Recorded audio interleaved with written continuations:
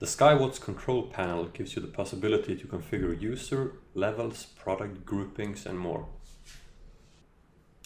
The System Manager lets you define your own virtual level, where you can drag and drop the test stations to any layer in this hierarchy. This is useful both for reporting purposes and user access configuration. In the product group page, you can define your own grouping for product and part numbers.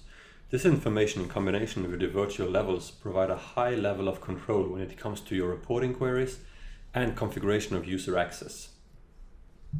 The account page lets you manage your licenses, individual users and user access. You can choose to restrict a user to a specific layer on the virtual levels, specific product groups, or a combination of the two.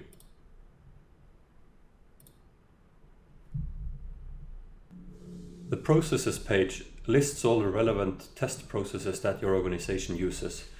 It lets you distinguish between test operation, work in progress, and repair operations. It also allows you to apply an index to each operation, indicating in what sequence they should occur.